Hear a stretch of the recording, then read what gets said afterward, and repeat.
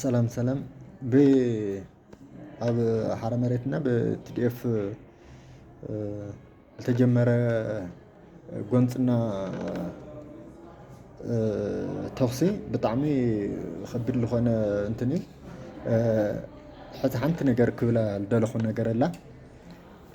እቲ ምጅማሩ እቲ ምክያዱ ገለገለ ድዩ ፈጣሪ ሕዝናት እዩ። በቃ መርገም ፈጣሪ ዝሰደደልና መርገም እዩ። እዚ መርገም ኢና ንብሎ እምበይ ካልእ እንትን ኣይኮነ እዩ። ህልክ ሃም ሰይጣን ተሃላሊክኻ ላብዚ ምብፃሕ ብጣዕሚ መሕዘኒ ተሓደ ወይዳናኻ ፖለቲከኛታት ዕድመን ሙቸትን ክበሃል ወድድኻ ዝሃለቀ ኣካል ላጎደለ ህይወት ዝሓለፈ ይውዕሎ ላተሳቀየ ጓሓት ኮነ ይሞት ኣሎ ከይተቐበረ ኣራዊት ይበልዕ ኣሎ ዝብኢ ይበልዕ ኣሎ ብጣዕሚ ብዘሕዝን መልክዑ ማለት እዩ። ስለዚ ኩሉ ንዘረቦ ነርና ኩሉ በቃ ጥፋእ ናብ ገዛኻ ህይወትካ ኣድሕን ትቃለስ እንታይ እዩ ኢልካ ሕተት ንምንታይ እዩ ኢልካ ሕተት ለኣና ኩሉ ግዜ ላዛረብና ላመፃእና ኢና ኩሉ ምክንያቱ ሞት ኣሎ ስኢልካ ከንቱ ምትራፍ ስለዝኒሆ ከንቱ ህይወት ከንቱ ትተርፍ የብላይ። ንምንታይ እያ ከንቱ ትተርፍ? ንምንታይ እንታይ ዓይነት ውፅኢት ክመፅእ እንታይ ዓይነት ጥቕሚ ከንህቦ ንህዝቢ ንዓዲ በቃ ንኻልእ ማለት እዩ። እዚ ለይብሉ ስለዝኾነ ሓሲብካ ጠይቕካ ሓቲትካ ክግበር ተኾይኑ ትገብር ትኽእል ማለት እዩ። ድመን እዩ ሕዝስ ኣብ ዓፋር ነው ብጨርጨር ልመፅኡ ሓረ መሬት ዝነበሩ ኣካላት ኣወዳኖም ትግራይ ተኣትየለኹም ኢኻ ክትኮስ ክቕተል ካብኡ ምስ ተምሃረ ክለለ ብእንትን ክእሰሩ ብገመድ ኣሕዋትኩም ኮ እዮም ንኣሕዋትካ ከመይ ይግበር እዩ? ኣይ ኖ ሃማይ ትግበሩ ትኸድለኹም ኣካይዳ ፅቡቅ ኣይኮነ ንዑ ዓድኹም ግን ብሰላም ነውግዕ ብሰላም ንነጋገር ብሰላም ድንሆ ፀገም ለለ ንፈትሕ ይድበሃል ነይሩ። እዚ ግን ደም ሰብ ሃም እንትን ጥዕምዎም በቃ ብደይሱ ክነብሩ ዘይኽእሉ ሰባት እዮም።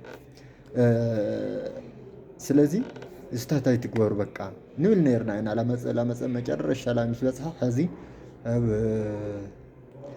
ከቢድ ኩነታት ኮይኑ ኣሎ። ክልተ ጥይት ንክልተ ኣሕዋት ይቐትላ ኣለዋ ኣካል የጉድላ ኣለዋ በቃ ህይወት የሕልፋ ኣለዋ ኣራዊት ይኾኑ ኣለዉ እቶም ተሰዉ። ኣብዚ ግን ዋና ዓብይ ነገር ልንሃብ እዚኣ እቶም ውቃዓት ብተይኹን ነው ብፍላይ ብቲዲኤፍ እቶም ውቃዓት ተወቂዖም ዝተረፉ ሰባት ሕክምና ተሓክሞም ክተርፍሉ ይግቦም ነበሩ። ብዘይ ሕክምና ላብዚ ገደደ ይኸዱ ኣለዉ። ቃልል ዝነበረ ውቅዑ ላብ ኣካል ምጉዳል ኣካል ጎዲሉ ተሓኪሙ ክድሕን ነበረ ናብ ምስዋዕ ይበፅሑ ኣለዉ። ኣብዚኣ በቃ ናብ መጨረሻ እንዲ ይበፅሕኖ ስኢልካ ቀልዲ የለ ኣብዚኣ ኩሉ ሰብ ኩሉ ህዝቢ ደቁ ኣበይ ሃም ድነው መን እዩ ተወቂዑ መን እዩ ኣካል ጎድሉ ኢልኩም ቶም ዝተረፉ ተሐኩም ቶም